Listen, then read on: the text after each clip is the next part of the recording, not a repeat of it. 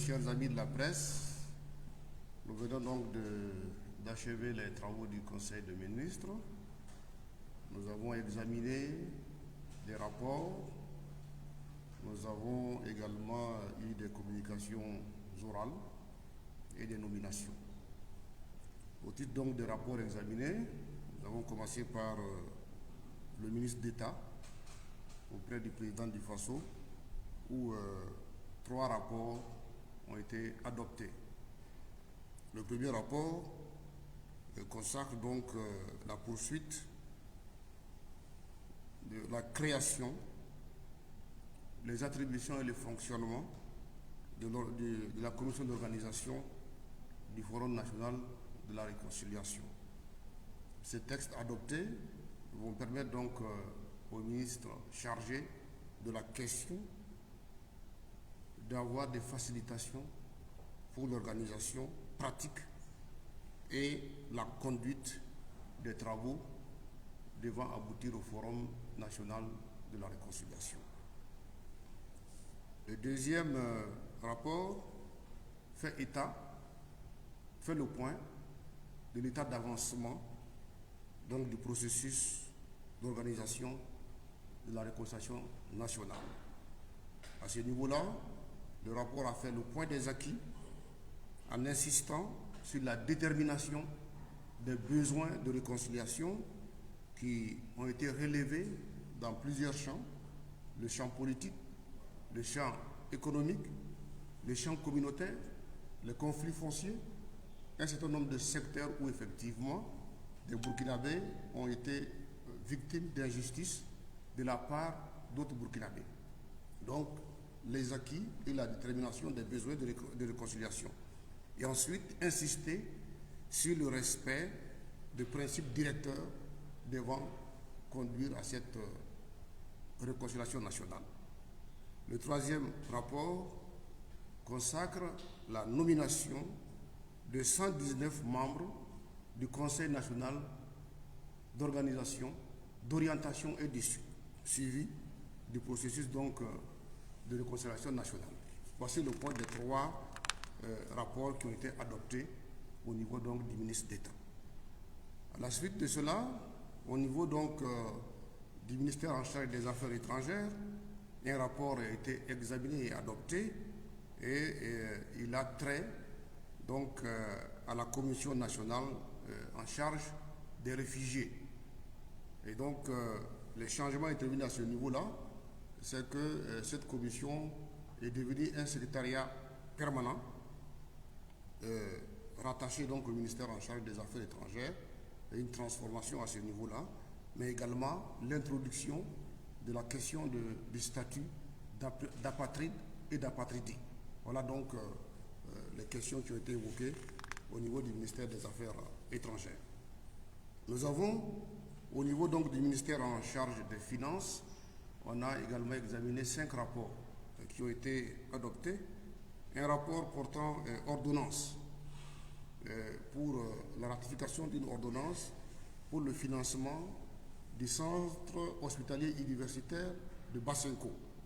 Donc, c'est un accord de prêt et de don avec la Deutsche Bank pour un montant de 77 milliards 960 millions 796 438 francs CFA, qui se décompose en un prêt de 52 milliards 947 millions 201 794 francs CFA et un don de 24 milliards 795 millions 174 620 francs CFA.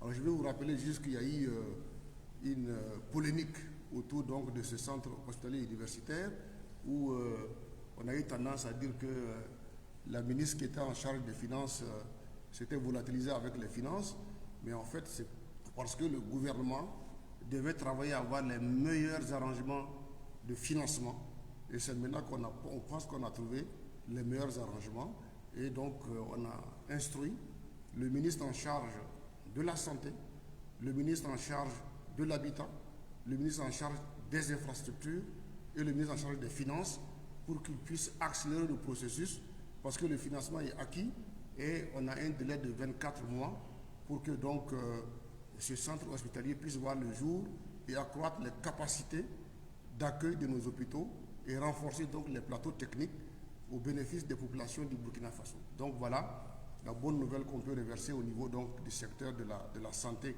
Il reste entendu qu'on a ainsi également les ministres en charge de ces chantiers-là de travailler sur les questions d'ordre social et environnemental afin que des problèmes de circulation foncière n'en arrivent pas à bloquer le processus donc de construction de l'hôpital. Et on a eu également une deuxième ordonnance qui était un appui budgétaire avec la Banque mondiale dans le domaine donc de l'appui aux réformes sur la gestion budgétaire pour donc un montant de 113 milliards 480 millions qui se décompose en 50% de prêts et 50% de dons. Donc soit plus de 56 milliards pour le prêt et 56 milliards pour le don. Toujours au niveau de ce ministère en charge des finances, il y a également l'adoption d'un décret portant allègement des conditions de passation, d'exécution, de réception et de paiement des marchés dans le cadre donc du programme d'urgence pour le Sahel Burkina Faso, donc plus BF. Vous imaginez que dans les zones d'insécurité, si on doit suivre les conditions normales d'exécution des marchés, on allait avoir beaucoup de mal à exécuter les marchés. Donc, le ministère a introduit ce rapport-là pour qu'on puisse alléger les conditions et pour pouvoir donc avancer rapidement dans l'exécution des projets. Mais ils ont introduit ce rapport-là parce qu'ils ont quand même capitalisé les expériences. Il est ressorti que, par exemple, en 2017, dans ces zones-là, le taux d'exécution était de 48%. Mais avec un décret portant allègement qu'ils ont introduit, en 2020, ils sont passés à 66,17% de taux d'exécution. Vous voyez que ça a permis donc d'accélérer. Et on espère qu'avec ce nouveau rapport qu'on a adopté, on peut encore améliorer davantage les conditions d'exécution et de réception des réalisations. Nous avons également, au niveau du ministère en charge de la justice, examiné un rapport, parce qu'on rentre dans le nouvel an, et à l'occasion du 1er janvier, il est de coutume que le président du FASO accorde donc des grâces de remise de peine. Et à ce niveau-là, on a suivi le processus en établissant la liste des candidats à la remise de peine. Ça a été soumis au Conseil supérieur de la magistrature qui a donné donc son avis là-dessus. Et aujourd'hui, nous pouvons dire que 874 détenus vont donc bénéficier d'une remise de peine. Sur les 874, il y a 313 détenus qui auront une remise totale de peine et il y a 561 détenus qui ont une remise partielle de peine allant de 3 mois à 12 mois de remise de peine. Alors déjà, il faut, pour bénéficier de cette remise-là, le détenu doit déjà avoir déjà passé la moitié de sa peine en prison déjà. Une fois que vous avez donc purgé la moitié, vous pouvez être candidat donc, à la remise de peine. Et les critères, c'est déjà les conditions d'âge, parce qu'il y en a qui sont très âgés, qui sont fragiles. Il y en a qui sont également de l'ordre de la minorité pénale. Et il y en a qui ont des problèmes de santé, la santé fragile. Et donc, il y en a également qui se sont fait remarquer du point de vue donc, des travaux d'intérêt commun. Donc, ce sont ces critères-là qui ont prévalu à faire le choix de faire des remises totales ou des remises partielles de peine à l'endroit donc, de ces 874 détenus. Au niveau du ministère en charge de l'Éducation nationale, nous avons donc adopté un rapport un décret portant sur la politique linguistique du Burkina Faso de 2021 à 2030. Il faut vous rappeler que ce ministère a en charge la valorisation des langues nationales et pour pouvoir faire cela, il faut avoir une base juridique qui permette donc d'organiser la valorisation de ces langues nationales-là. Et donc aujourd'hui, le rapport a été adopté pour permettre au ministère d'avancer dans ce travail important, parce que vous savez que le développement d'un pays repose également sur la maîtrise de la langue. Et on sait que la langue est le véhicule de la culture. Et on ne peut pas continuer à construire notre développement en reposant sur les langues étrangères. Donc, il faut donc faire en sorte effectivement que les langues nationales soient valorisées à partir donc de ces textes que nous prenons.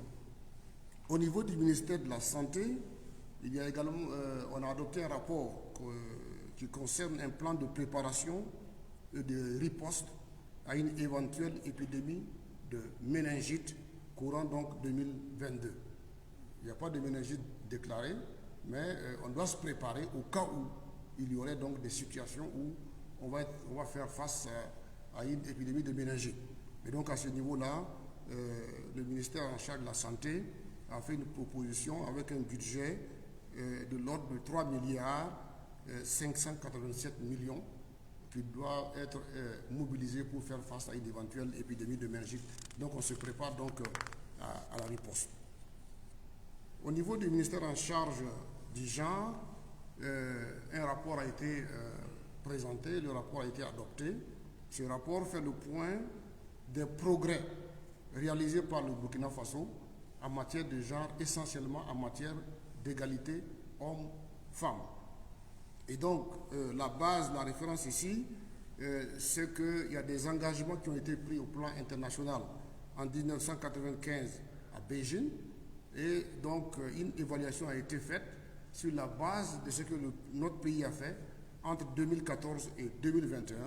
Et donc, le rapport permet de voir effectivement qu'il y a des avancées sensibles pour les femmes en matière d'éducation, en matière de formation, en matière de santé, en matière de réduction des violences faites aux femmes et en matière de droits des femmes et de la jeune fille.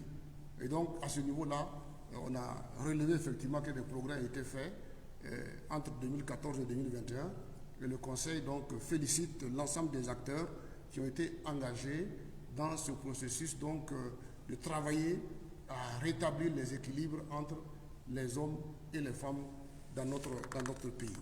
Donc ça, c'est pour ce qui concerne les rapports. Donc en communication orale, le ministre en charge de la communication et des relations avec le Parlement donc, nous a fait le point par rapport donc, à ce qui s'est fait à l'Assemblée avec la dernière session.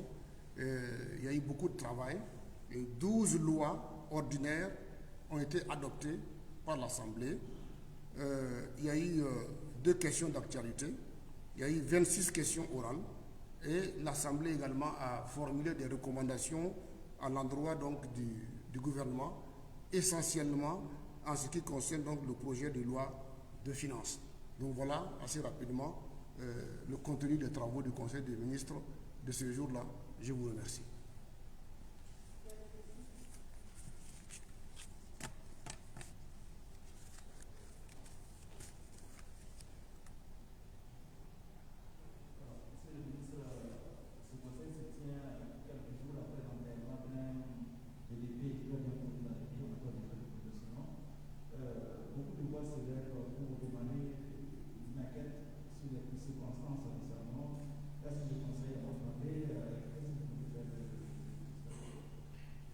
Bien, je vous remercie. Vous imaginez que le gouvernement est affligé par la situation parce que lorsque vous avez en charge la gestion de la sécurité d'un pays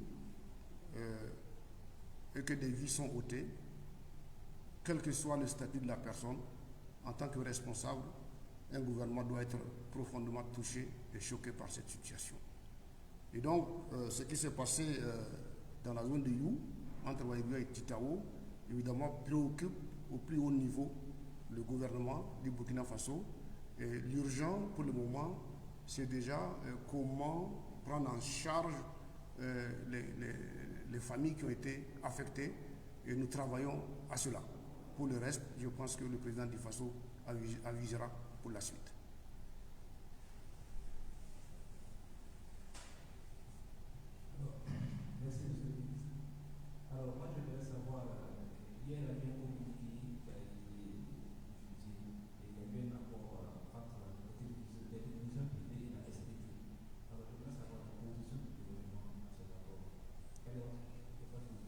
Bien, je pense que si les différents acteurs ont trouvé un accord, il n'est pas du ressort donc du gouvernement de revenir sur les choses, mais nous sommes dans une dynamique de privilégier dans tous les cas le dialogue dans tous les secteurs.